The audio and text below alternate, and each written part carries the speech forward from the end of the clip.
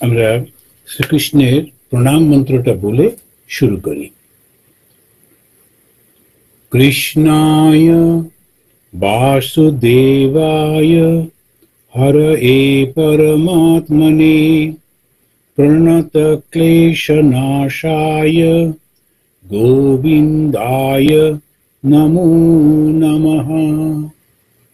হে কৃষ্ণ করুণা সিন্ধু দীনবন্ধু জগৎপতে গোপীশ গোপিকা কান্ত রাধাকান্ত নমস্তুতে।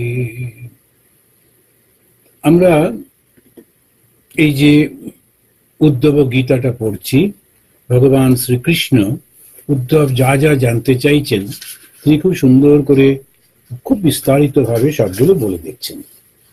তো এর আগে আমরা পড়েছি আগের মাসে, এই জুলাই মাসে, যে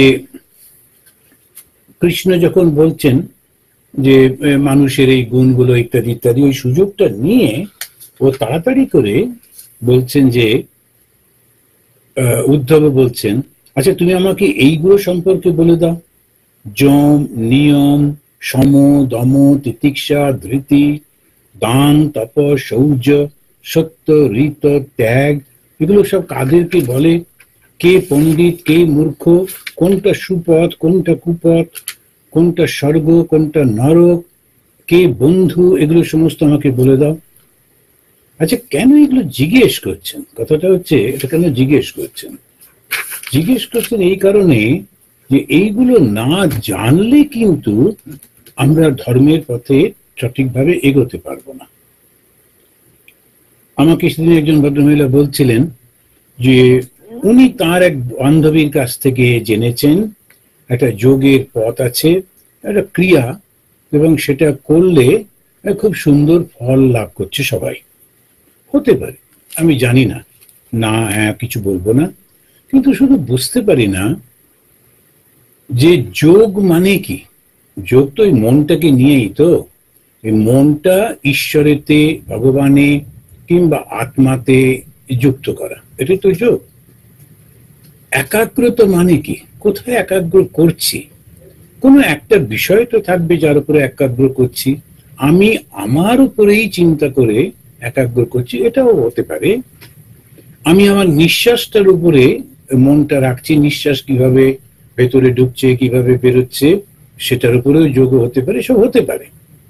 কিন্তু কথা হলো ঠিক ঠিক ভাবে আধ্যাত্মিক উন্নতি, সেটা তো মনটা শুদ্ধ না হলে হবে না। সমস্ত গোলমালটা তো মনেতে, শরীরের তো কিছু নেই, সবই তো মনে। এখন মনটাই এই জগৎটার সঙ্গে আটকে যায়, নানান রকম ভাবে চিন্তা করে, এটা না হলে কি করে হবে, ওইটা না হলে কি করে হবে, ইত্যাদি ইত্যাদি নানান রকমের সব চিন্তা ভাবনা রয়েছে। এখন এই যে ভাবনাগুলো সমস্ত রয়েছে, তো সেইটা শুদ্ধ করতে হবে, পরিষ্কার করতে হবে, তবে তো যোগ হবে। একটা পদ্ধতি শিখে নিলাম, শর্টকাটে কি হয় জানা নেই, তো অনেকেই করেন, এদেশে তো খুবই করেন, সবকিছুই শর্টকাটে, মন টন নিয়ে সব নিয়ে কে করবে, তো সম দম এনা তেনা ওসব কে অত যাবে। আচ্ছা এমনি করে বসো, এমনি করে নাকটা ধরো, এমনি করে এটা করো, এইসব করো, ব্যাস একটা কিছু হলো। তো এই যে ভাবটা পরিষ্কার পরিষ্কার করে ভগবান বলছেন, একদম পুরো চ্যাপ্টার অধ্যায়টাতেই তিনি বলে যাচ্ছেন, এই প্রত্যেকটি ছোট্ট ছোট্ট যে বিষয়গুলো রয়েছে তার সংজ্ঞাটা দিচ্ছেন। আচ্ছা এই সংজ্ঞা কিন্তু বেদান্তেও আছে, সম দম এগুলো সব বেদান্তেও আছে, যোগশাস্ত্রে আছে, কিন্তু এখানে ভাগবত একটু অন্যরকম ভাবে সব বলছেন। তা যখন এই উদ্ধব প্রশ্ন করছিলেন, তার উত্তরে ভগবান বলছেন যমটা কি। যম তখন বলছেন অহিংসা, সত্য, অস্তেয়, অনাসক্তি, অসৎকর্মে লজ্জা বা হ্রি, অপরিগ্রহ, অসঞ্চয়, সঞ্চয় না করা, শাস্ত্রে বিশ্বাস, ব্রহ্মচর্য, মৌন, স্থৈর্য, স্থৈর্য মানে স্থিরতা, সমা এবং নির্ভয়, এগুলো সব হচ্ছে ইয়ম, 12টা। এখন যখন পাতঞ্জল যোগ দর্শন, ওনার যে 8টা পথ রয়েছে, তার প্রথম হচ্ছে ওই এগুলো সমস্ত রয়েছে, এগুলো পড়তে হবে। তো সেখানে উনি বলছেন 30 নম্বরে যে পাতঞ্জল সূত্রে বলছেন, অহিংসা, সত্য, অস্তেয়, ব্রহ্মচর্য, অপরিগ্রহ, ইয়মা। এই যে ইয়মাটা কি, এই কটা মাত্র বললেন, কিন্তু ভাগবতে কৃষ্ণ তিনি 12টার কথা বললেন। প্রথমেই হচ্ছে অহিংসা। এই অহিংসা মানে কি, এটা নিয়ে নানান কনফিউশন আছে, মানুষ নানান রকম ভাবে ব্যাখ্যা করে। আমরা যখন কোনো একটা চোখে কিছু দেখি, তখন ইমোশনালি আমরা সেটা রিয়াক্ট করি, এবং সেইটা যদি অত্যাচার হয়, কষ্ট হয়, তখন বলি ওটা না করাটাই অহিংসা। তো অহিংসা সেটা তো অবশ্য, ওটা তো নিশ্চয়ই, কিন্তু সঙ্গে সঙ্গে অহিংসা মানে ভেতরে কারুর প্রতি, মনের মধ্যে কারুর প্রতি বিদ্বেষ না থাকা। কারুর প্রতি বিদ্বেষ থাকবে না, খাওয়াটা ছেড়ে দিন, কারুর প্রতি বিদ্বেষ থাকবে না। ওই হচ্ছে প্রথম শব্দ, অহিংসা। আর এইটা না করে আমি যোগের মধ্যে যাব কি করে? তা এই যখন কারুর প্রতি হিংসা থাকবে না, তার মানে কি? তার মানে ওকে আমি ভালোবেসে ফেলেছি, প্রত্যেকটা জিনিসকে, প্রতিটি বস্তুকে, প্রতিটি ব্যক্তিকে আমি ভালোবেসে ফেলেছি। এই যে ভালোবেসে ফেলেছি, সেই জন্যে আমার কোনো হিংসা থাকছে না, তার প্রতি রাগ থাকছে না। তো এইটাই হচ্ছে অহিংসা। তো এই অহিংসাটা প্রথম হলো। তারপরে হলো সত্য, অস্তেয়। অস্তেয় আমি চুরি না করা বলে, অন্যের জিনিস না নেওয়া। আমার যতটুকু প্রয়োজন সেটুকু নেব, আমি যদি তার থেকে বেশি নিই, হয়তো ওই জিনিসটা আরেকজনের প্রয়োজন ছিল, আমি নিয়ে নিলাম, ওটা কিন্তু চুরি করা, ওটা অস্তেয় হয়ে গেল। আমরা যারা ধর্ম পালন করি, আমরা কি এইভাবে ভাবি? যদি না ভাবি, তাহলে আমরা ধর্মের পথে অগ্রসর হব কি করে? আর না অগ্রসর না হতে পেরে তখন বিরক্তি, রাগ, এই এত বছর দীক্ষা নিয়েছি, জপ করছি, ভোগ দিচ্ছি, মন্দিরে যাচ্ছি, ওই তাতেও কিছু তো হলো না। তার কারণ গোড়ায় গলদ থাকছে। তো মনের মধ্যে ওই অহিংসাটা প্রতিষ্ঠা করতে হবে, কারুর প্রতি রাগ না রাখা। আর কারুর প্রতি রাগ মানে কারুর প্রতি রাগ। সেই কারণেতে যারা ধর্মের লোক, ধার্মিক লোক, তারা সোশ্যাল এবং পলিটিক্যাল মুভমেন্ট গুলোতে জয়েন করতে পারে না। একদম পিওর যারা ধর্ম পালন করছে। আবার এটাতে ভুল করলে হবে না, প্রত্যেকের নিজের নিজের স্বধর্ম বলে আবার একটা ব্যাপার আছে। এখন যারা গৃহী, তাদের স্বধর্মের মধ্যে পড়ছে এই সংসারেতে তাকে ভালোভাবে কে রাখতে পারবে, সেই শাসককে বা সেই অ্যাডমিনিস্ট্রেটরকে খুঁজে বের করা এবং তাকেই রাখা। এটা হচ্ছে গৃহীর কর্তব্য। ওই জন্য তাকে একটু পলিটিক্সটা করতে হবে, জানতে হবে, এই পার্টিকে ভোট দেব না, ওই লোকটাকে সাপোর্ট করব না, এগুলো করতে পারে। কিন্তু যে ধর্মের পথে চলেছে, সে কিন্তু ওটা করবে। সেজন্য সন্ন্যাসীদের কোন রকম ভাবে ওসবের মধ্যে থাকলে চলবে না। রাজনীতির কোন রকম সংস্পর্শ থাকলে সন্ন্যাসটা নষ্ট হয়ে যাবে, কেননা হিংসা আসবে, হিংসা এলে সমদৃষ্টি হলো না, এইসব।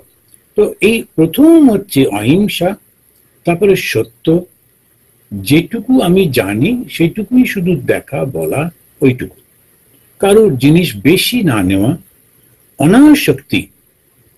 আমাদের কোনো কিছুতেই একটা আমি এটা পেতেই হবে, করতেই হবে, এরকম কোনো কিছুতে নেই, আসক্তি নেই। আর অসৎ কর্মে লজ্জা, খারাপ কাজ করতে তার খুব লজ্জা, তার খুব খারাপ লাগবে। মিথ্যে কথা বলা, বাড়িয়ে বাড়িয়ে বলা, লোকের প্রশংসা পাওয়ার জন্য, সেটা না, একদম না, এটা অসৎ কর্ম। অসৎ কর্ম করতে সে খুব লজ্জা বোধ করবে। ওই জন্যই বলছেন যে অপরিগ্রহ, সঞ্চয় করবে না, শাস্ত্রে বিশ্বাস করবে, সংযম করবে, ব্রহ্মচর্য, মৌন পালন করবে। মৌন পালন মানে কি? সব ব্যাপারে যদি কথা বলি তখন মনটা চঞ্চল হয়ে থাকে। সেজন্য ঈশ্বরের যে ভাবটা সেটার মধ্যেই যদি থাকতে পারি তাহলে শান্তভাবে থাকতে পারবো। এই যে ঈশ্বরের ভাবেতে থাকা, ওটাকেই কিন্তু বলছে মৌন। এটা কথা বলছে না, মনে মনে ঠাকুরের সঙ্গে কথা বলছে, ভগবানের সঙ্গে কথা বলছে। স্থিরতা আর ক্ষমা করতে পারা, এটা একটা খুব বড় জিনিস। অভয়, এটা হয়ে গেল ইয়ামা। এরপরে হচ্ছে নিয়মা। ইয়ামা তারপরে নিয়মা। নিয়মটা কি? বাহ্য শৌচ, শরীরটাকে পরিষ্কার পরিচ্ছন্ন রাখতে হবে। যদি পরিষ্কার পরিচ্ছন্ন না থাকে, মনটা পরিষ্কার পরিচ্ছন্ন থাকে না। বেশিরভাগ সময় যারা একলা একলা থাকেন তারা ঠিক ওই পরিষ্কার পরিচ্ছন্নতার দিকে যান না। একই কাপড় দিনের পর দিন পরে চলেছেন, যদি না থাকে তাহলে কিছু বলার নেই, কিন্তু যখন রয়েছে তখন ধুয়ে পরিষ্কার করে পরা, প্রত্যেকটা জিনিস খুব সুন্দর করে, এটা ভীষণ কুসুন্দর। আর অভ্যন্তর শৌচ অর্থাৎ ওই জপ, তপস্যা, শ্রদ্ধা, অতিথি সেবা, ঈশ্বরের উপাসনা, তীর্থ দর্শন, পরোপকারী উৎসাহ আর সন্তোষ, গুরু সেবা, এগুলো সমস্ত হচ্ছে নিয়মের মধ্যে পড়ছে, ইয়ামা আর নিয়ম। তো এইগুলো যদি করলাম, তার মধ্যে দিয়ে কি হচ্ছে, মনটা ট্রেন আপ হচ্ছে। যখনই আমি বাইরে সমস্ত পরিষ্কার পরিচ্ছন্ন হয়ে আমি যাচ্ছি, নিজে ভেতরে ভেতরে খুব ভালো চিন্তাগুলো করছি, ঠাকুরের নাম জপ করছি, ভেতরের মনটাও পবিত্র হয়ে যাচ্ছে। আর নইলে কি হয়, মানুষের মনের মধ্যে না খুব দুর্বলতা আসে, নানান রকমের সব চিন্তা আসে, যত বয়স হয় তত এগুলো বাড়তে থাকে আর কন্ট্রোল থাকে না। তখন মনে হয় এই আমাকে কেউ আমাকে তাক টুকটাক করেছে, কেউ আমাকে এরকম করলো, এই সব দুর্বলতা, কেউ কাউকে কিচ্ছু করতে পারে না। সেই জন্যে ওসব নিয়ে চিন্তাই করতে নেই, সারাক্ষণ ভগবানের কথা চিন্তা করছি। আমি তো সবাইকে ঠিকই করেছি, আমার সঙ্গে কি সম্পর্ক? এবারে সারা জীবন আমি যদি কারোর সঙ্গে বন্ধুত্ব না রাখি, কথা না বলি, তাদের কাজেতে তাদের পাশে গিয়ে না দাঁড়াই, আমারকেই বা কে আসবে, আমার সঙ্গেই বা কে কথা বলবে? জগৎটা খুব অদ্ভুত। তুমি যদি হাসো, জগৎটাও হাসবে, এটা একদম আয়নার মতো। আর তুমি যদি চোখ রাঙাও, জগৎটাও চোখ রাঙাবে। তুমি যদি দরজা বন্ধ করে দাও, জগতের কেউ তোমার সঙ্গে মিশবে না। এবারে যখন তুমি একলা হয়ে গেলে, তো এবারে জগৎকে দোষ দিচ্ছ, কিন্তু দোষটা তো নিজে। এবারে নানান রকমের সমস্ত কল্পনা চিন্তাগুলো মাথায় ঢুকতে থাকে। আর তার কারণ হচ্ছে ভগবানকে ডাকিনি, ভালো চিন্তা করিনি, এসবের জন্য একদম ওই দুর্বলতা রাখতে নেই। মানে সব জগৎটা তো চিন্তা, যেই ভালো চিন্তা করব, না না কোনো কিছু নেই, সব ভালো আছে, এরকম ভাবে যখন চিন্তা করছি, দুঃখ টুক্ষ থাকলেও একটা নিজের মনের শক্তিতে অনেকটা ওটা কেটে যায়। এইভাবেই উনি বলছেন নিয়ম। তা বাইরে সমস্ত পরিষ্কার পরিচ্ছন্ন, অন্তরেরও ওই পরিষ্কার। তার সঙ্গে জপ করতে হবে। জপ মানে হচ্ছে নিরন্তর ভগবানের নামটাকে স্মরণ করা। তপস্যা করতে হবে। তপস্যা মানে কি? নানান রকমের ঘটনা চারপাশে ঘটতে থাকে, তো কখনো অপমান, কখনো বা মান, এই সমস্ত গুলো আসতে থাকে। সেইটাকে অত সিরিয়াসলি নিতে নেই। যদি পারলাম ভালো, যদি না পারলাম, আচ্ছা বেশ, তো আমার এই পর্যন্ত সাধ্য, আমি এই পর্যন্ত করতে পারি, এর থেকে বেশি তো পারবো না। তা ও করতে পেরেছে, বা খুব ভালো, নিশ্চয়ই আগের জন্মে ভালো কাজ করেছিল, ঠিক আছে, কোনো অসুবিধা নেই। তো এই যে ভেতরে ভেতরে সদাক্ষণ একটা নিজেকে আটকে রাখা, সেটাকেই বলছে তপস্যা। শ্রদ্ধা মানে হচ্ছে একটা বিশ্বাস নিজের ওপর, শাস্ত্র বাক্যে। ভগবান শ্রীরামকৃষ্ণদেব বলেছেন, ঈশ্বর আছেন, তার সঙ্গে কথা বলা যায়। আমার পরিপূর্ণ বিশ্বাস ঈশ্বর আছে। ঠাকুর বলেছেন তো, ঈশ্বর আছেনই আছেন। আমি কথা বলতে পারছি না, দেখা পাচ্ছি না, সেটা আমার ত্রুটি, কিন্তু ঈশ্বর নেই তা নয়, তিনি অবশ্য অবশ্য আছেন।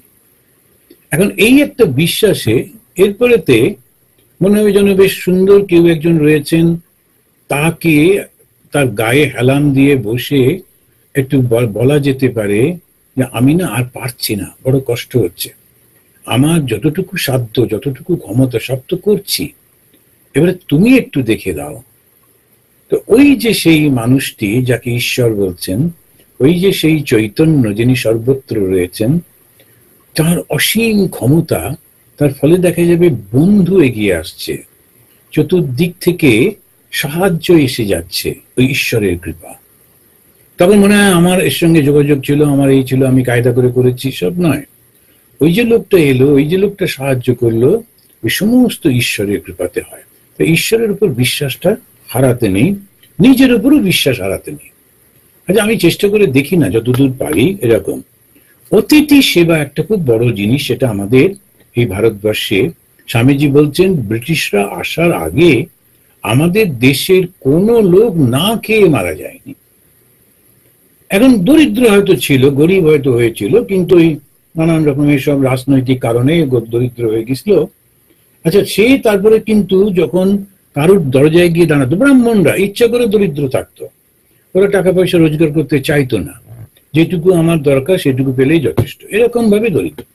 কিন্তু কারোর বাড়ির দরজায় গিয়ে দাঁড়িয়ে আমি অতিথি এসেছি, আমাকে আজকে খেতে দাও, থাকতে দাও, লোকে দেবে না, এটা কখনো হবে না। যে সচ্ছল গৃহস্থ যারা থাকতো তাদের একটা ঘরই থাকতো, অতিথিদের ঘর, কেউ এলে সে যেখানে থাকতে পারত। বাড়ির কর্তারা তারা খেতে বসবার আগে দেখতেন কেউ কি আছে অভুক্ত, ডেকে নিয়ে এসে অচেনা অজানা এসে খাইয়ে দিতেন। এখন এইরকম যে অতিথি পরায়ণতা, কেন? ওর মধ্যেও তো ঈশ্বর রয়েছে, ওই ভাবেতে যদি করা যায়। আর ঈশ্বরের উপাসনা করা, যখন উপাসনার কথা বলা হচ্ছে তখন কিন্তু নিজের বসে ধ্যান করা, প্রার্থনা করা, তার জন্য ফুলের মালা গাঁথা, তার জন্য খাবার, এটা হচ্ছে ঈশ্বরের জন্য করা। আবার তীর্থ দর্শন করা, যেখানে যেখানে তার প্রকাশ বেশি হয়েছে সেই সব জায়গাগুলো যে মহাপুরুষরা তারা বলেছেন হ্যাঁ এখানে এরকম ঘটনা হয়েছিল, সেইগুলোকে বিশ্বাস করে সেখানে গিয়ে ওই ঘটনাগুলোকে স্মরণ করা, স্মরণ করতে করতে সেখানে ঘোরা। যেমন বেলুর মঠ দর্শনে আমরা যাই, বেশিরভাগই আমরা মন্দিরে যাই, মন্দিরের মধ্যে ঠাকুরকে দেখি, তারপরে বলি বাহ খুব ভালো লেগেছে, এ কি গঙ্গাটায় ভর্তি জল ছিল, আর কি সুন্দর, দূরে দেখলাম সাধুরা সব যাচ্ছেন, খুব সুন্দর। ওটা তো দৃশ্য হলো, কিন্তু তীর্থ দর্শন হলো না। তো তীর্থ দর্শনটা কিরকম? ওই যাবার আগে বেলুর মঠ সম্পর্কে একটু পড়ে নিতে হবে, জেনে নিতে হবে। ওই মাঠটা, ওই মাঠেতেই শ্রী শ্রী মা তিনি এসেছেন, তারপরে তার শরীর চলে যাওয়ার পর তার সেই দেহ ওইখানেতেই রাখা আছে। স্বামী বিবেকানন্দ ওখানে পাইচারি করতেন, বেড়াতেন, ঘুরতেন। স্বামী ব্রহ্মানন্দ ওখানে বসে ওই মানে মাছ ধরার ছলে ধ্যান করতেন। ঢুকে যখন আমাদের মন্দিরের ঠিক উল্টো দিকে একটা ছোট্ট পুকুর ছিল, ওই পুকুরটা আমিও দেখেছি, আমাদের সময়ও ছিল, তারপরে ওটা ভরিয়ে দেয় জায়গা দরকার বলে। তো এই সমস্ত গুলো যখন স্মরণ করতে করতে ঘুরবেন, তখনই আপনার ঠিক ঠিক ওই জায়গাটা উপলব্ধি হবে। তখন সেই জন্য তীর্থের আশীর্বাদ পেতে গেলে তীর্থ সম্পর্কে জেনে নিতে হয়। দক্ষিণেশ্বরে যাচ্ছেন, ঠাকুর ওই ঘরটা থেকে মা কালীর মন্দিরের দিকে ছুটে ছুটে যাচ্ছেন, মা কালীর সঙ্গে কথা বলছেন, গল্প করছেন, ওই ঘরের মধ্যে কত কথা হচ্ছে। তো একটা কোনায় বসে বসে সিনেমার মতো চোখ বুজে ওই দৃশ্যগুলো দেখা, ওই যে সেই পাথরগুলো, লাল লাল পাথর, ওর উপরেই বোধহয় ঠাকুর হেঁটেছেন, মা এসেছেন, কত সাধু মহাপুরুষ এসেছেন, এই তো তীর্থ দর্শন। এই তীর্থ দর্শন হলে তখনই মনটা পরিষ্কার হয়। আর পরের উপকারিতে উৎসাহ, যখন কাউকে উপকার করছি তখন তা থেকে উৎসাহ নেওয়া। আচ্ছা একদম জাগে জাগে এসে গেছে, যখন সামনে এত দিয়ে দিলাম, এরকম না। আচ্ছা এটাতে যদি ওর উপকার হয় আমি দেখি, তখন খুব তাড়াতাড়ি করে গিয়ে, আর সন্তোষ মানে ভেতরে ভেতরে খুব শান্তি, প্রশান্তি যেটা আছে তাতেই আমি খুশি। এইগুলোই হচ্ছে। আর গুরু সেবা বলতে, গুরু সেবা বলতে এই আগেকার দিনে সমস্ত গুরুরা ছিলেন, বিশেষ করে যারা ওই পরিবারের একটা গুরু থাকতেন, তারা ওই যেতেন শিষ্যদের বাড়িতে, তখন তাদেরকে রান্না করতো, খাওয়াতো, তাকে সব সেবা টেবা করতো। ওটা একটা। আর গুরু সেবা মানে গুরুর যে কথাগুলো, উপদেশগুলো, সেইগুলোকে ঠিক ঠিক পালন করা, তাহলেই হলো, এবং খুব সেবা হয়। এবার আমরা যখন দেখছি যে পাতঞ্জলি, সে বলছে ইয়ামাটা কি, অহিংসা, সত্য, অস্থেয়, ব্রহ্মচর্য, অপরিগ্রহ।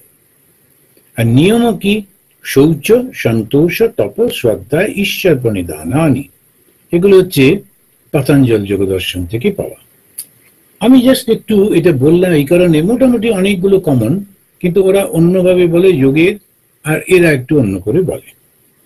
এরপরে বলছেন সম, দম, তিতিক্ষা, ধৃতি কাকে বলে? যে বুদ্ধিটা ভগবানে স্থির হয়ে রয়েছে তাকে বলছে সম। মত নিষ্ঠা বুদ্ধি, আমাকে মানে ঈশ্বরেতে, ভগবানে যে একদম বুদ্ধিটা স্থির হয়ে রয়েছে সেইটা হচ্ছে সম। দম কি, পঞ্চ যে ইন্দ্রিয় রয়েছে, চক্ষু, কর্ণ, নাসিকা, জিহ্বা, ত্বক, এইগুলোকে সংযম করা। তিতিক্ষা কি, সৎ কর্ম করতে গেলে নানান রকম কষ্ট উপস্থিত হয়। সব যে একেবারে ফ্লাওয়ার ছড়িয়ে দেবে, আপনি ভালো কাজ করতে এসছেন, সেরকম তো নয়। তো সেই কষ্টটাকে একেবারে সহ্য করা, কোন রকম কারোর কাছে কমপ্লেন না করে এখানে সহ্য করা, এবং সেটাকেই বলছে তিতিক্ষা। শঙ্করাচার্য তিতিক্ষা ওটাকে খুব সুন্দর করে ব্যাখ্যা করেছেন। উনি বলছেন সহনা সর্ব দুঃখানা অপ্রতিকার পূর্বকম চিন্তা বিলাপ রোহিতম সা তিতিক্ষা নিগদ্যতে। তিতিক্ষা কাকে বলে? তিতিক্ষা হচ্ছে যে সমস্ত দুঃখটাকে সহ্য করা। আর কিরকম ভাবে সহ্য করা? চিন্তাও নেই, বিলাপও নেই, সবার কাছে গিয়ে গিয়ে কেঁদে বেড়াচ্ছি, দেখো না আমাকে না এরম করেছে, আমাকে না এরম করেছে। তো ওইটা তিতিক্ষা হলো না। না, আমি কোনো অ্যাকশন নিইনি, কিন্তু সবার কাছে কেঁদে কেঁদে বলা এবং তাদের সিম্প্যাথি ড্র করা, এটাতেও তিতিক্ষা হলো না। ভুলেই যেতে হবে যে কেউ আমাকে কখনো দুঃখ দিয়েছে, ওইটাই হচ্ছে তিতিক্ষা। আর ধৃতি, এখানেতে ভাগবতে ধৃতি বলতে গিয়ে বলছেন জিহ্বা আর জননেন্দ্রিয়, এই দুটোকে সংযম করা, এটাকেই বলছে ধৃতি। ভগবান শ্রীরামকৃষ্ণদেব এর একটা উদাহরণ দিয়েছেন যে যদি আমরা, কামটা হচ্ছে প্রবল শক্তি, এই কামের জন্যই তো এত গোলমাল, এই কামটাকে যদি সংযত করতে পারি, আর সেটা সংযম করলে আবার জিহ্বা, এটাও কিন্তু ঠিক ওর মতোই নানান কথা বলতে থাকে। কথা পরে তো আবার একটা কথা আসে, কিছু একটা বলে ফেললাম, তার বদলে আর একটা উত্তর এলো, তখন তার ভেতরে নানা রকম রিয়াকশন, তার বদলে আমি আবার একটা কিছু বললাম। তো এই যে সমস্তগুলো চলতে থাকে, তখন সেইটাতে কার কষ্ট হয়? নিজেরই কষ্ট হয়। আমার যে লক্ষ্য ভগবানের দিকে যাব, সৎপথে যাব, সে থেকে আমি দূরে চলে যাই। তো সেই জন্যই উনি বলছেন, এবারে বলছেন দান। দান কাকে বলে? দণ্ড ন্যাস পরম দানম, কারুর প্রতি শত্রুতা না করা, এটা হচ্ছে সব থেকে বড় দান।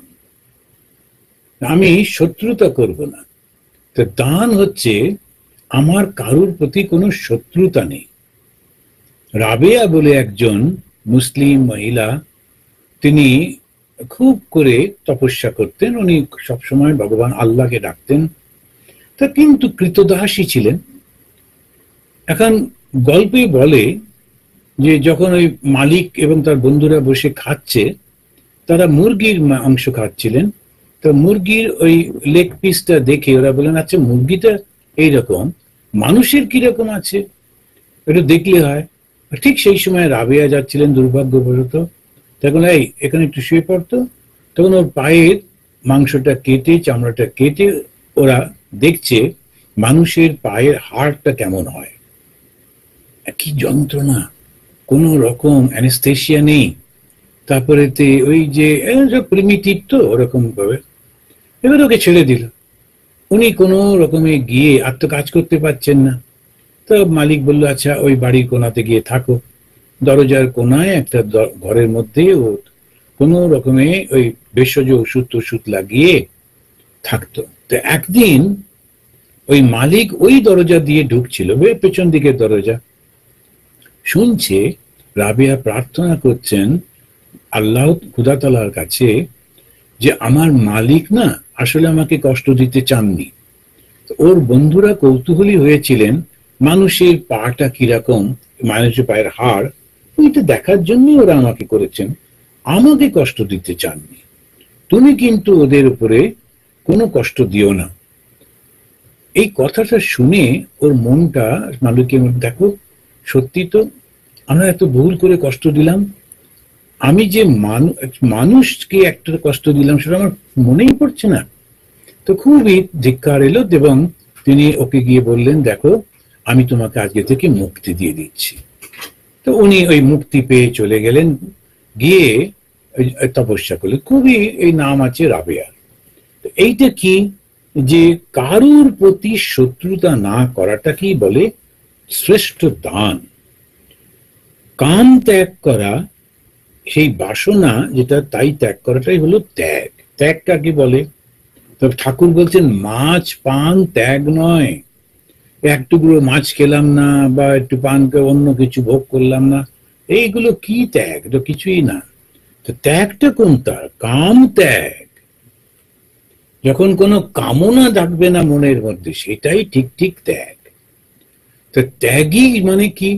তার মধ্যে কোনো বাসনা নেই, কোনো কামনা নেই, জগতের এই ভোগের প্রতি তার কোনো ইচ্ছা নেই, কোনো আকর্ষণ নেই। কেননা ও আর একটা বড় আকর্ষণ পেয়ে গেছে, আর সেই আকর্ষণটার মধ্যে ও ধীরে ধীরে চলেছে। সেই জন্যে ওর মধ্যে ওটাকেই বলে বাসনা ত্যাগ করা, কি হলো আসল ত্যাগ। শৌর্য কাকে বলে? স্বভাব বিজয় তাকে বলে শৌর্য। প্রত্যেকটি মানুষের এক রকমের স্বভাব থাকে তো কারো কারো, তো সেই যেগুলো খারাপ জিনিসগুলোকে নিজেই জোর করে মন থেকে সরিয়ে দিতে হয়। কারো কারো এমনি একটা ম্যানারিজম থাকে, সেই ম্যানারিজমের মধ্যে একটা কিছু বলতে থাকে। যেমন অনেকেই দেখেছি যখন ফোন করেন, কথা বলেন, একটা ম্যানারিজমে কথা বলছেন, হয়তো বা একটু বেশি লোকাল লোকেরা একই রকম কথা বলছে বলে ওইটা নিজের কথার মধ্যে ঢুকে গেছে। এইরকম ভাবে যখন আমরা জিনিসটাকে লক্ষ্য করতে, মানে কিরকম ভাবে নিজেকে পরিষ্কার করে ফেলতে হবে, কোন রকম ত্রুটি থাকবে না। ভগবানকে যে জিনিসটা দেব, সেই শ্রেষ্ঠ মনটা দেব, তো সেই রকম ভাবে বলছেন যে নিজের যে স্বভাবের মধ্যে যে খারাপ ভাবটা আছে সেইটাকে পরিষ্কার করা, এটাই হচ্ছে শৌর্য। শৌর্য মানে এই ওই শক্তিটা। আর সত্যম চ সমদর্শনম, অভেদ দর্শনই হচ্ছে সত্য। সত্য কাকে বলে? সত্য হচ্ছে অভেদ দর্শন। এককে জানার নাম জ্ঞান, বহুকে জানার নাম অজ্ঞান। ভগবান শ্রীরামকৃষ্ণ দেব মাস্টারমশাইকে বলেছিলেন যে এককে জানার নাম হচ্ছে জ্ঞান, বহুকে জানার নাম হচ্ছে অজ্ঞান। এক মানে কি? সর্বত্র সেই চৈতন্য রয়েছেন, কিংবা সর্বত্র আমার ভগবান রয়েছেন। এই যে জানা, এই যে কথাটা বলা, এটাই হচ্ছে সত্য। ঋত কাকে বলে? প্রিয় সত্য বাক্যকে বলে ঋত। সুনৃতা বাণী ঋতম। প্রিয় ও সত্য বাক্য। শুধু সত্য বাক্য বললে হয়তো মানুষটার কষ্ট হবে, তার সঙ্গে সুন্দর করে গুছিয়ে যাতে তার কষ্ট না হয় সেই রকম যে কথাটা বলা হয় তাকে বলা হয় ঋত। কর্মফলে অনাসক্তি হচ্ছে শৌচ। সন্ন্যাস গ্রহণী হলো ত্যাগ। ত্যাগ মানে কি? সন্ন্যাস। সন্ন্যাস শব্দটার অর্থ হলো সম্যক ন্যাস, সন্ন্যাস। ন্যাস শব্দের অর্থ হচ্ছে ত্যাগ। সম্যক সম্পূর্ণভাবে, সম্পূর্ণভাবে মানে কি? কোনো বাসনা নেই। সেটা কিভাবে সম্ভব? যখন অহংকার থাকে না, তাই সন্ন্যাসটা লাভ করতে হলে আমরা তো সন্ন্যাসী হবার জন্য এসেছি, আমরা চেষ্টা করছি। এই যে চেষ্টা, এই যে সেটা কি চেষ্টা করছি, যে আমার নিজের মধ্যে কনফিডেন্স থাকবে, আমার এই এই গুণগুলো আছে, এই গুণগুলো দিয়ে আমি ঠাকুরের সেবা করতে পারবো। আমি রান্না ভালো জানি, কিংবা আমি বাগান করতে পারি, কিংবা আমি বক্তৃতা করতে পারি, আমি লিখতে পারি। তো সেইগুলো সুযোগ পেলে ওই জ্ঞান শক্তিটাকে দিয়ে আমি ঠাকুরের সেবা করব, ঠাকুরের ভাবটা মানুষের কাছে পৌঁছে দেব, আমার নিজের জন্য না। এইরকম ভাবে যদি করা যায় তখনই হচ্ছে সেইটি হচ্ছে।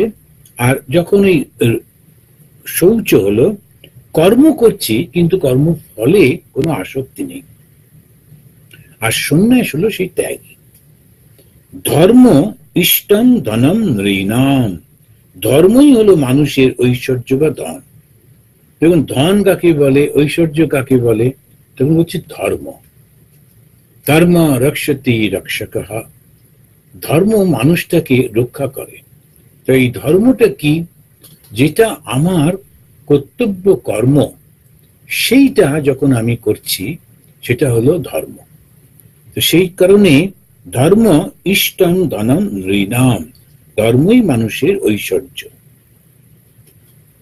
এই যে কথাগুলো বলছেন, এই কথাগুলোর মধ্যে আমরা ধর্ম পালন করছি, এই ধর্মের পথে চলেছি, আমরা সব ধার্মিক লোক, এই যে কথাগুলো বলা হয়, তা এই ধর্মটার অর্থটা কি? যে মানুষের যে নিজের যে ঐশ্বর্য, সেটা হলো তার নিজের ধর্মটা। আর ধর্ম মানে কি, যে যে কর্তব্যটা করছে সেই কর্তব্যটা সঠিকভাবে করছে। এই জন্য স্বধর্ম শব্দটার উপরে ভগবান কৃষ্ণ খুব জোর দিয়েছেন ভগবত গীতায়। এমনকি তিনি এও বললেন, নিজের স্বধর্ম পালন করতে গিয়ে যদি মৃত্যুও হয় তাতেও কোনো অসুবিধা নেই। স্বধর্মে নিধনম শ্রেয়, পরধর্ম ভয়াবহ। কিন্তু অন্যের ধর্মটা ওই জন্য এরকম ভাবে করতে যেতে নেই। নিজের ধর্মটা আমি যেটা জানি, আমার যেটা সাধ্যের মধ্যে, সেইটা আমি খুব সুন্দর করে করব। কিন্তু আমি জানি না, তবু গেলাম অন্যের একটা ধর্ম করবার জন্য, খুব ভুল হয়ে গেল। আমি ইঞ্জিনিয়ার নই, তবু ফলস সার্টিফিকেট দিয়ে ইঞ্জিনিয়ার, তারপরে নানান রকম প্রভাব খাটিয়ে একটা ইঞ্জিনিয়ারিং চাকরি পেলাম, তারপরেতে আমার তৈরি করা ব্রিজটা ভেঙে পড়লো এবং তাতে কত লোকের প্রাণ গেল। এই সমস্ত পাপ আমার ঘাড়ে আসবে, কারণ আমি ওর উপযুক্ত নই। আমি যার উপযুক্ত, আমি সেটা যদি করতাম তাহলে এই পাপটা আমার ঘাড়ে আসতো না। আমি ডাক্তারি জানি না, ফলস সার্টিফিকেট দিয়ে এরকম করছি। তো এইরকম ভাবে যে পুলিশটা তার কর্তব্য রক্ষা করা, তা না করে অসহায় মানুষকে সে অত্যাচার করছে, যদি করে স্বধর্ম থেকে বিচ্যুত হচ্ছে। আর পরধর্ম ভয়াবহ, ও নিজের ধর্মটা পালন করছে না বলে তার কিন্তু কপালে খুব দুঃখ আছে। ও তো তখন তো বুঝতে পারছে না, পরে পরে দেখতে পায়। আমাদের সমাজে যেসব দেখি, তারপরে লোকেরা ভুলে যায়, কিছুদিন হইচই হয়, তারপরে ভুলে যায়। তো ওই ধৃ না থাকায় ভুলে যায়, আর ফলে শিক্ষাটা থাকে না। এত টাকা নিয়ে আমি করবোটা কি, লোভে পড়ে এইটা করতে গিয়ে এই টাকা টাকা সেটাও জলে গেল, সম্মান জলে গেল, মান মর্যাদা সব গেল, কি লাভটা হলো? সেই জন্যে ওই ধর্মটা ধরে রাখতে হয় না, আমার এইটুকু কর্তব্য, এইটুকু আমার দায়িত্ব, জগতে সব ভালো আমি করতে পারবো না, কিন্তু আমার সামনে যেটুকু আছে ওটুকু আমি নিষ্ঠা সহকারে করব। এটাই যদি করি তখন ঠিক ঠিক ওই ধর্ম, ধর্ম ইষ্টম ধনম নৃণাম।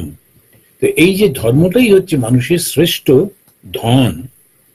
যজ্ঞ অহম ভগবত উত্তম, যজ্ঞ কাকে বলে?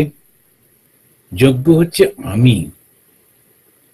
যজ্ঞ শব্দের অর্থ যদি আমরা দেখি, যে যজ্ঞ হচ্ছে যে কোনো কাজ কারোর মঙ্গলের জন্য যদি আমি করি নিঃস্বার্থভাবে, সেটাই যজ্ঞ।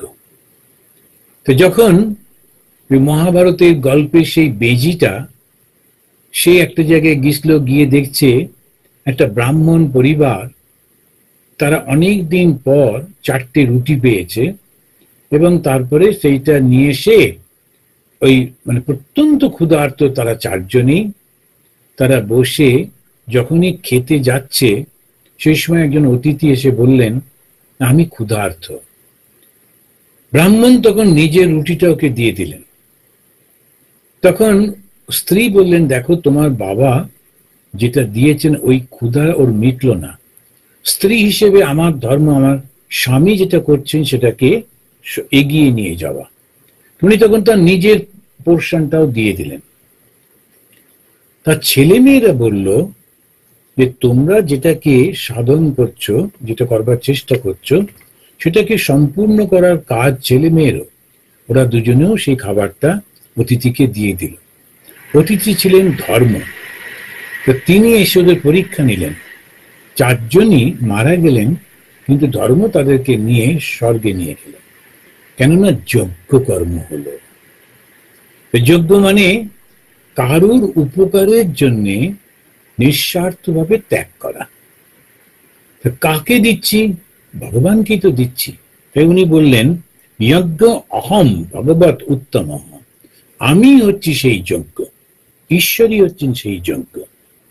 আমি যখনই কাউকে কোনোভাবে সাহায্য করছি সেটা কিন্তু ওই ভগবানের কাছেই যাচ্ছে, তাই তিনি হচ্ছেন যজ্ঞ। দক্ষিণা কাকে বলে? দক্ষিণা হচ্ছে জ্ঞান সন্দেশ, জ্ঞানের উপদেশই হচ্ছে দক্ষিণা।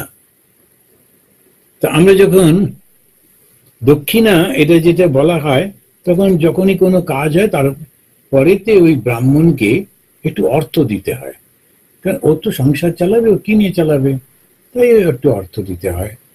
তো তাকে বলে দক্ষিণা দেওয়া। তো দক্ষিণা না দিয়ে যদি কোনো কাজ করা হয় সেটা পরিপূর্ণ হয় না, ভগবত গীতাতেও সেটা বলছেন। তা এই যে দক্ষিণাটা দিচ্ছে, এখানেই বলছেন, ভাগবতে বলছেন, উদ্ধব গীতাতে, যে দক্ষিণা হচ্ছে জ্ঞান দান করা, সেটা হচ্ছে শ্রেষ্ঠ দক্ষিণা। আর প্রাণায়াম পরম বলম, বল কাকে বলে? বল হচ্ছে যে নিজের মনটাকে সংযত করতে পারে, তাকেই বলে বল। তো প্রাণায়াম পরম বলম। এরপরে 40 নম্বর শ্লোকে তিনি বলছেন, ভগ মে ঐশ্বর ভাব।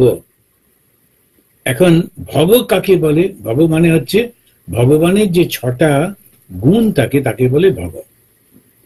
এই 6টা গুণ বা ভগ থাকলে তবেই সে ঈশ্বর হয়। সেটা কিরকম? তখন বলছেন যে তার অতীত, বর্তমান, ভবিষ্যৎ সম্পর্কে পরিপূর্ণ জ্ঞান আছে। এরকম ভাবে ভগবানের 6টি গুণ আছে। তো এই 6টি গুণ যখন আমরা লক্ষ্য করি তখন তাকে বলা হয় ভগ। ভগ শব্দটা দেখছি সেটা হচ্ছে ভগবানের ওই 6টা গুণ। লাভ কাকে বলে? মদ ভক্তি উত্তম লাভ। এই যে লাভ করেছি, কি লাভ করেছি? ভগবানের প্রতি ভালোবাসা লাভ করেছি। মদ ভক্তি উত্তম, উত্তম ভক্তি লাভ করেছি। ভক্তি মানে খানিকটা অবিশ্বাস, খানিকটা বিশ্বাস মিলিয়ে ভগবানের প্রতি না, সেরকম না, একেবারে 100% আমার ভগবানের বিশ্বাস হয়েছে। এবং যখনই আমি গান করি মনে হয় ভগবান শুনছেন, ভগবানকে শোনাবার জন্যই গান করছি। যখন আমি কিছু কথা বলছি মনে হয় ভগবান সামনে বসে আছেন, তাকে শোনাবার জন্যই আমি কথাগুলো বলছি। শাস্ত্র পাঠ করছি, ভগবান বসে বসে শুনছেন। তো এইরকম ভাবে একে বলে ভক্তি। যখন আমরা দেখেছি যে বয়স্ক ভদ্রলোক ভদ্রমহিলা আসেন, তাকে একটু চকলেট দিলাম বা কিছু দিলাম, উনি তাড়াতাড়ি করে সেটাকে নিয়ে রেখে দিচ্ছেন ব্যাগের মধ্যে। তো কি ব্যাপার না, আমার মহারাজ একটা নাতনি আছে, ও খুব ভালোবাসে চকলেট খেতে, আমি এই প্রসাদটা ওকে দেবো। নিজে না খেয়ে সঙ্গে সঙ্গে নাতনির কথা চিন্তা করছেন। এখন এই যে ভালোবাসাটা ভগবানের প্রতি যখন থাকে তখন তাকে বলে লাভ।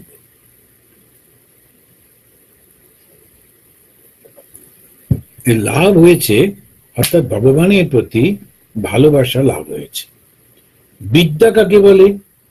আত্মা, যেটা বিদ্যা আত্মনি বিদাবাদ, আত্মাতে যে ভেদ বুদ্ধি সেটা না থাকাকেই বলে বিদ্যা। নিজের আত্মা, যেটা মনের মধ্যে আমাদের যে একটা চৈতন্য রয়েছে, যার শক্তিতে আমি কথা বলছি, শুনছি, কাজকর্ম করছি, সমস্ত জগতের প্রতিটি প্রাণী সব কিছু যাতে চলছে যার শক্তিতে, তাকে আমরা চোখে দেখতে পাচ্ছি না বটে, তার রূপটা বুঝতে পারছি না, কিন্তু তার উপস্থিতিটা বুঝতে পারছি, তিনি আছেন। তো এইরকম যখন হচ্ছে, তখন সেটা কি, এই যে জ্ঞানটা, তাকে বলে বিদ্যা। যে আমার আত্মশক্তি, সর্বব্যাপী যে আত্মশক্তি রয়েছে, আত্মা রয়েছেন, সেটাকে জানার নামই হচ্ছে বিদ্যা। আর জুগুপ্সা হ্রি অকর্মসু, অসৎ কর্মে লজ্জাই হচ্ছে হ্রি। হ্রি বা লজ্জা, এটা কাকে বলে? অসৎ কর্ম করতে যে লজ্জাটা, সেটাই হচ্ছে হ্রি। আমরা যখন এই মানুষগুলোকে দেখি, তারা কিরকম লজ্জাহীন হয়ে গিয়েছে, সমানে মিথ্যে কথা বলছে, যেটা তার দোষ হয়েছে সেটাও মানবে না, জোর করে করে ঘোষণা করছে, নিজে নানা রকমের শক্তি প্রয়োগ করছে। এইটাই হচ্ছে তার লজ্জাটা চলে গেছে। এই লজ্জাটা চলে গেছে বলে জুগুপ্সা রি অকর্মসু, অসৎ কর্মে, অকর্মসু, অসৎ কর্মে জুগুপ্সা। জুগুপ্সা মানে হচ্ছে লজ্জা, ওটাই হচ্ছে হ্রি। এই আমরা কথা হচ্ছিল যে আমাদের যে ধ্যান বা ঈশ্বর লাভের জন্য, যখন আমরা এটা কোন চেষ্টা করছি, তার প্রিপারেশনটা হচ্ছে এইগুলো। এর একটাও কিছু না করে জাস্ট একটু সুন্দর করে ধোয়া কাপড় টাপড় পরে সন্ধেবেলায় বসলাম, আর আমার একেবারে নির্বিকল্প সমাধি হলো, এগুলো যারা বলেন, বিশ্বাস করতে ইচ্ছা হয় না, কেননা শাস্ত্রের সঙ্গে মিলছে না। ওর হয়তো হতে পারে, ভগবানের রাজত্বে সবকিছু সম্ভব, আমি অস্বীকার করব না, কিন্তু এই যে নানান রকম ভাবে এদেশেও দেখেছি, বিদেশে যে নানান ক্রিয়া দেখাচ্ছেন, এইগুলো দিয়ে এটা হবে, এই যোগ হবে, আর লোকে মনটা এত চঞ্চল মানুষের, সেটাকে শান্ত করবার জন্য ছুটে ছুটে যায়, গিয়ে একটুখানি এই ক্রিয়া ট্রিয়া শুনে, বিশেষ করে ইন্ডিয়ান কোনো কিছু হলেই তাদের বিশ্বাস এগুলো খুবই ফলপ্রদ, এবং তারা ওইগুলো ফলো করবার চেষ্টা করেন। খানিকটা ঠকানো হয় তাদেরকে, ওরা যে বুঝতে পারে না বলে, যখন ওরা বোঝে আবার ছেড়ে চলে যায়। তো এইরকম চলতে থাকে। কিন্তু কথাটা হলো যে একদম বেস থেকে যদি তৈরি না হয়, তাহলে তো আমরা পারবো না। এই যে ভাগবত আমরা পাঠ করছি, উদ্ধব গীতা যে পাঠ করছি, ভগবান শ্রীকৃষ্ণ তার একদম দেহত্যাগের আগে যে উপদেশগুলো দিয়ে যাচ্ছেন, তো সেইগুলোইতেই আমরা আসল জিনিসগুলো পাচ্ছি, তা না হলে আমরা তো পাবো না। তো জুগুপ্সা, এই যে অসৎ কর্মে লজ্জা, এটা না থাকলে ধর্মের প্রথম পদক্ষেপই নেওয়া যাবে না। সে যতই চন্দনের পোঁটা করুক, যতই নামাবলী গায়ে দিক, যতই সে বলুক যে আমি ধার্মিক লোক, কিন্তু তার মধ্যে এই লজ্জাটাই তো নেই। সে সমানে মিথ্যে কথা বলে যাচ্ছে, নিজেকে জাহির করছে, আমি আমি আমি বলে ডঙ্কা বাজাচ্ছে, যেগুলো একেবারে অধর্মের কাজ। অথচ বলছে আমি ধার্মিক, এটা তো ভুল হয়ে যাচ্ছে, মেলাতে পারছি না, মিলছে না। তো যদি বলেন আমি ধার্মিক টার্মিক কিছু নই, আমি এরকমই করি, আমি এই জগতের লোক, জগতের এটা আমার চাই, তাহলে কোনো অসুবিধা নেই। কিন্তু যখন ধর্মের নামে কিছু বলা হয়, তখন তার একটা ইয়ার্ডস্টিক আছে, তো তার মানদণ্ড আছে। সেই মানদণ্ডটা দিয়ে মাপতে গিয়ে দেখা গেল যে মিলছে না, তখন কি করে আমরা তাকে নেব? কি করে ভাববো যে তিনিও একটা ধার্মিক লোক? এবারে শ্রী কাকে বলে?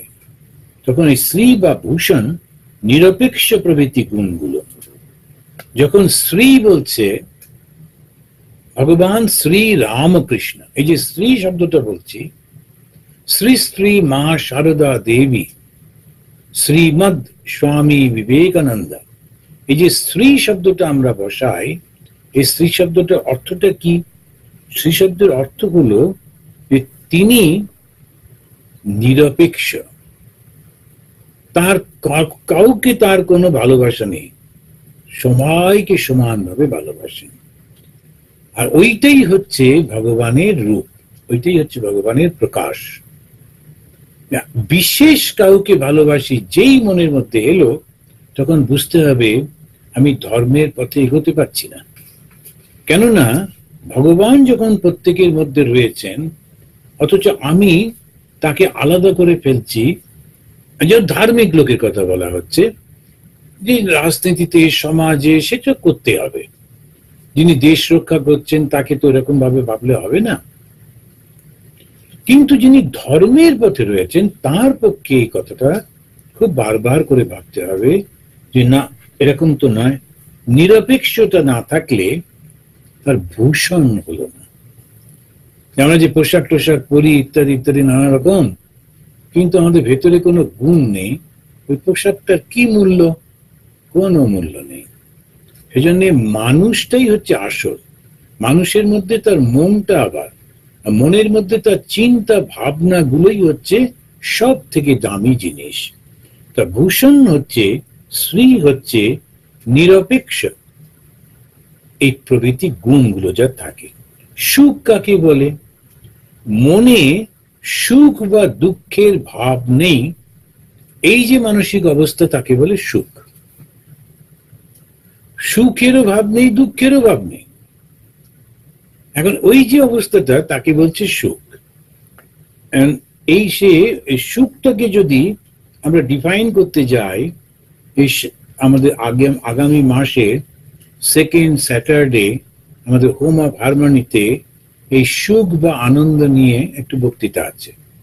সেটা হচ্ছে আমি বলবো হোয়াট ইজ হ্যাপিনেস। এন্ড সুখটা কাকে বলে? এই সুখটা হচ্ছে যখন মনের মধ্যে, এই ভাগবতের অনুযায়ী একেবারে কোনো কিছু নেই, সুখের নেই, দুঃখের কোনো ভাব নেই। দুঃখ কাকে বলে? কাম বা ইন্দ্রিয় ভোগের ইচ্ছাই হচ্ছে দুঃখ।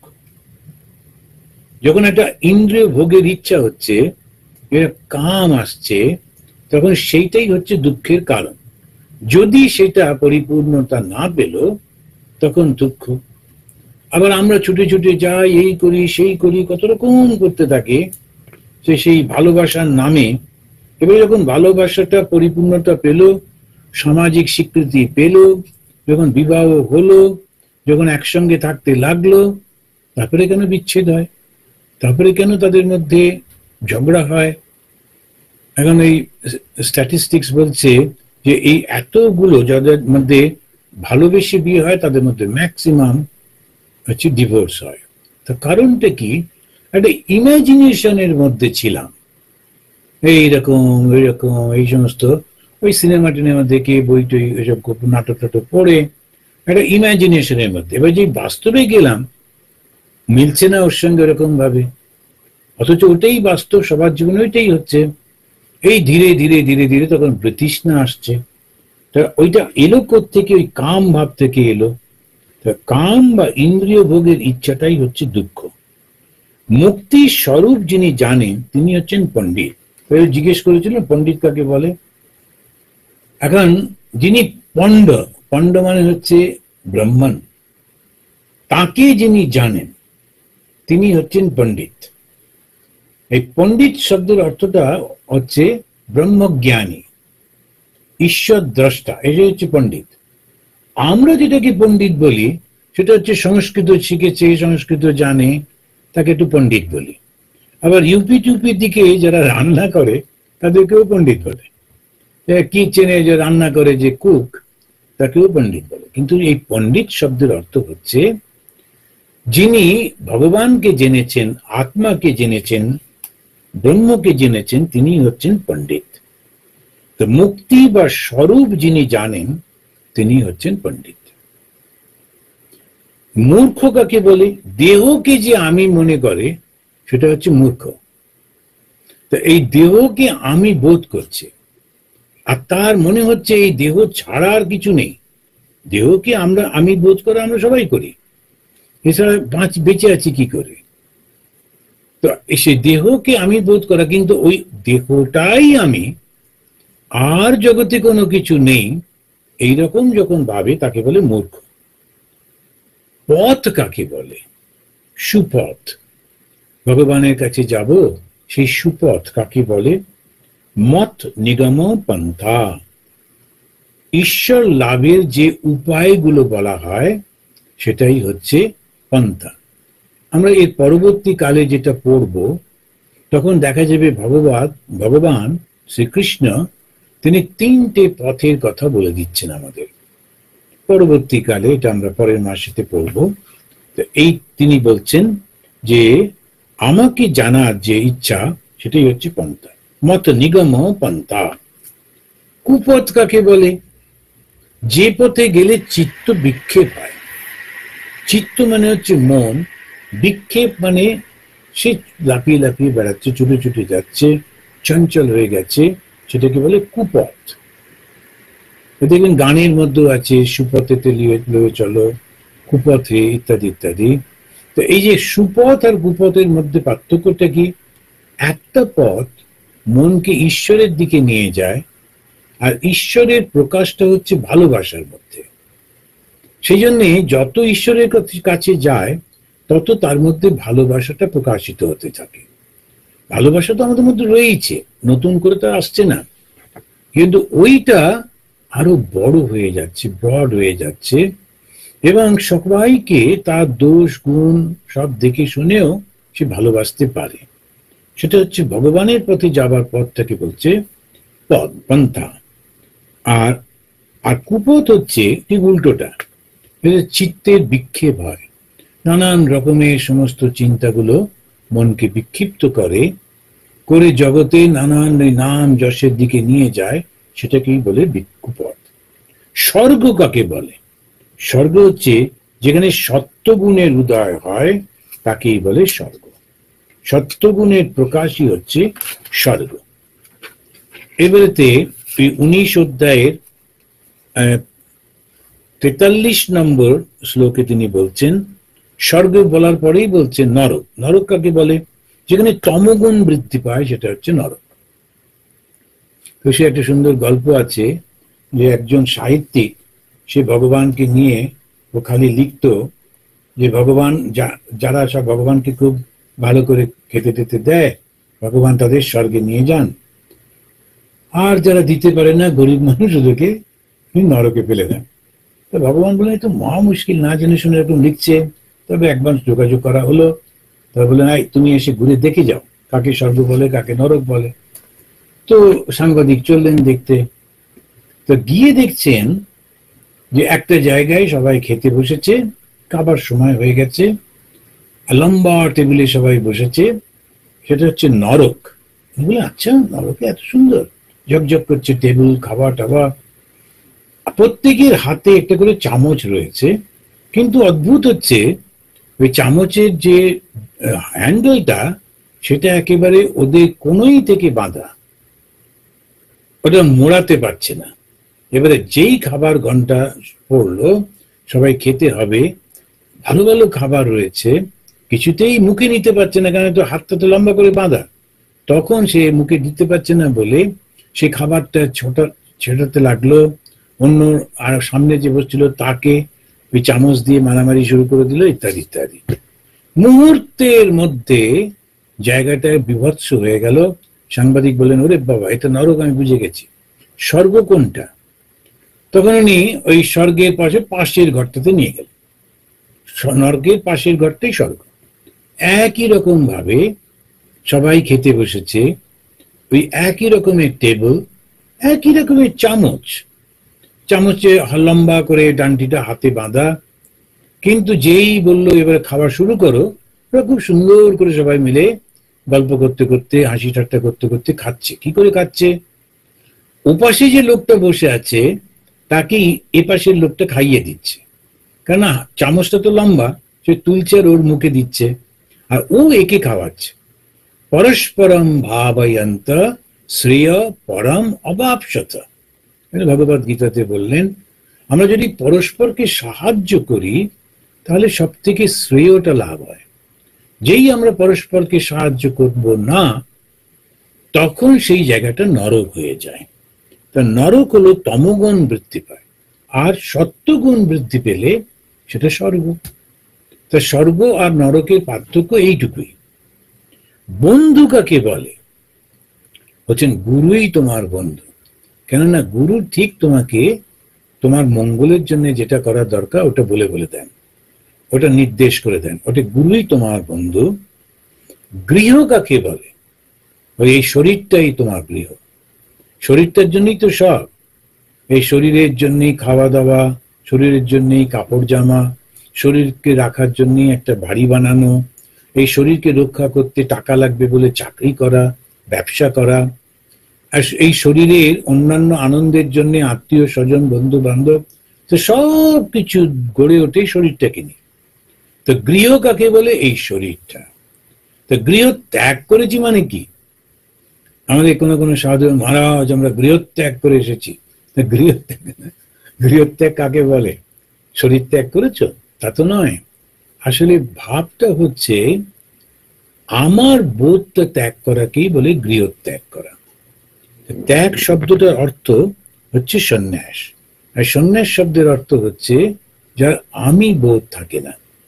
আমি এবং আমার বোধ থাকলে সে সন্ন্যাসী হতে পারেনি, চেষ্টা করছে হয়তো। তো এইটাই হচ্ছে গৃহম শরীরম মানুষ্যম। তো এটা মানুষের শরীরটাই হচ্ছে গৃহ। আর ধনী কাকে বলা হয়? ধনী হচ্ছেন তিনি যার অনেক গুণ আছে। গুণাঢ্য ধনী। মানুষের গুণই তার আসল ধন। মানুষের যে গুণগুলো থাকে সেই গুণগুলোর মধ্যেই সে আসলে সে সমস্ত মান মর্যাদা সবকিছু পায় ওই গুণগুলোর মাধ্যমে। তো সেই জন্যে রাজা সে শুধু নিজের দেশের মধ্যে সে পুজোটা পায়, নিজের দেশের লোকেরা ওকে চেনে, আচ্ছা রাজাকে দেখলে উঠে দাঁড়ালো, হাত জোড় করলো, এসব হলো। কিন্তু বিদেশে গেলে কে ওকে চেনে? কেউ ওকে পাত্তাও দেবে না ওদের সাথে ঢুকলে। কিন্তু যিনি পণ্ডিত, কিন্তু যিনি গুণী, তিনি যেখানেই যাবেন, যিনি বিদ্বান, যেখানেই যাবেন সর্বত্র তার মর্যাদা রয়েছে। খুব বড় ডাক্তার, খুব বড় ফিলোসফার, তার সায়েন্টিস্ট, এখন এরা যেখানেই যাবেন তাদের সব জায়গাতেই সমস্ত সমাজ তাদেরকে হাত জোড় করে স্বাগত করবে। তা ধনী কাকে বলে? ওই গুণগুলো, যার গুণ আছে সেই ধনী। দরিদ্র কাকে বলে? যে সবসময় অসন্তুষ্ট হয়ে থাকে, ওই হচ্ছে দরিদ্র। এখন কিছুতেই তার সুখ হচ্ছে না, শান্তি হচ্ছে না, সব কিছুতেই তার মধ্যে একটা অশান্তি রয়েছে, সে বেচারি খুবই দরিদ্র। কৃপণ কাকে বলে? অজিতেন্দ্রিয় কৃপণহা। কৃপণ হচ্ছে মানে কৃপার পাত্র। আমরা যে কৃপণ বলি মানে যে যে দান করে না, পয়সা খরচ করে না, সেরকম না। কৃপার পাত্র। কৃপার পাত্রটা কে? যে শুধু ইন্দ্রিয় ভোগের জন্যে জীবনটাকে দেয়। বিষয়ে যিনি অনাসক্ত তিনি ঠিক ঠিক প্রভু। তো প্রভু কাকে বলে? যিনি বিষয়ে অনাসক্ত। প্রভু বা স্বাধীন ব্যক্তি। স্বাধীন কি? বিষয়ে কোনো আসক্তি নেই, সে স্বাধীন। তুমি ওকে খুব প্রশংসা করলে তো ঠিক আছে, প্রশংসা করলে না তো ঠিক আছে, এটা খেতে দিলে তো ঠিক আছে, এটা না দিলে তো সেটাও ঠিক আছে। এখন ও স্বাধীনভাবে ঘুরছে, ও কোনো রকম ভাবে কোনো কিছু নেই, তোমাকেই তুমি দিয়েই ধন্য হচ্ছ, ওর কোনো কিছু এসে যাচ্ছে না। ওইটাকেই বলছে ঠিক ঠিক প্রভু বা স্বাধীন। পরাধীন ঠিক উল্টোটা, বিষয়ে আসক্তি। ওটা না পেলে এবারে কান্নাকাটি, চিন্তা ভাবনা, বিষয়ে আসক্তি থাকে। আর একেবারে এই অধ্যায়ের শেষ যে শ্লোক ৪৫ নম্বর শ্লোকে গিয়ে বলছেন দোষ কাকে বলে? দোষ হচ্ছে যখন আমি মানুষের মধ্যে ত্রুটি লক্ষ্য করি, সেটা হচ্ছে দোষ। আমাদের আঙুলটা সবসময় এরকম এরকম করে ঘুরতে থাকে, এই করেছে, সেই করেছে, সেই করেছে, কিছুতে নিজের দিকে করে না, কিছুতে নিজে বুঝতে পারে না আমার জন্যই তো গোলমালটা হলো, আমি তো এরকম ভাবে ঠিক মতো ব্যাপারটা করতে পারলাম না। তা এইটা দোষ দর্শন করা, প্রত্যেকের মধ্যে ওই খারাপ জিনিসগুলো দেখাটাই হচ্ছে দোষ। আর গুণ কাকে বলে? সমদর্শী হওয়াটাই হচ্ছে গুণ। যখন সে সমদর্শী, সে দোষও দেখে না, গুণও দেখে না, আত্মীয় দেখে না, স্বজন দেখে না, আবার বিদেশি দেখে না, স্বদেশী দেখে না, প্রত্যেকের মধ্যে যে সমানভাবে ওই গুণগুলোকে দেখতে পায়, সে হচ্ছে সমদর্শী। আপনাদের নিশ্চয়ই সেই মনে পড়ছে সমদর্শী শব্দটাতে, যে ওই মহিলা যিনি গান করতে এসেছিলেন, রাজা তাকে ডেকেছিলেন, ক্ষেত্রী রাজা। তা গান করতে যখন বসছেন, স্বামীজি মহিলাদের বা বাইজিদের না গান শুনবো না বলে উঠে চলে যাচ্ছিলেন, তখন ওই মহিলা গেয়েছিলেন সে বিখ্যাত গানটি, প্রভু মেরে অবগুণ চিতনাদর। অবগুণ, আমার দোষগুলোকে তুমি দেখো না, কেননা সমদর্শী হ্যায় নাম তিহার। তুমি যে সাধু, তুমি যে সন্ন্যাসী, তোমার যে সমদৃষ্টি, সেটাই তো তোমার আসল নাম, তোমার পরিচয়। তুমি কি করে আমার এই দোষগুলোকে দেখছো? চাহে তো পার করো, যদি সম্ভব হয় আমাকে আশীর্বাদ করো। স্বামীজি ফিরে এসে বসে গানটা শুনে ওটা একেবারে মুখস্থ করে ফেললেন, বহু জায়গায় গেয়েছেন। এই সমদর্শী হওয়াই হচ্ছে ঈশ্বর লাভ। সবার মধ্যে আমি ঈশ্বরকেই দেখছি, কারোর মধ্যে কোনো পার্থক্য নেই, সেটাই হচ্ছে সমদর্শিত্ব। তো যখন আমাদের উদ্ধব এই প্রশ্নগুলো করেছিলেন, পরপর একটা লিস্ট, ভগবান সমস্ত প্রত্যেকটি উত্তর দিলেন, জবাব দিলেন, দিয়ে বলেন, দেখো তুমি যা যা জিজ্ঞেস করেছিলে সব আমি উত্তর দিয়ে দিলাম। এবারে উদ্ধব একটা নতুন প্রশ্ন করবেন, এবং সেই প্রশ্নটিতে ভগবান খুশি হয়ে তাকে ঈশ্বর লাভের পথের কথা বলবেন। আমরা পরের মাসে সেইটা তখন শুনব, পাঠ করব। আসুন এবারে 3 বার শান্তি বলে শেষ করি। ওম শান্তি শান্তি শান্তি। হরি ওম তৎসৎ।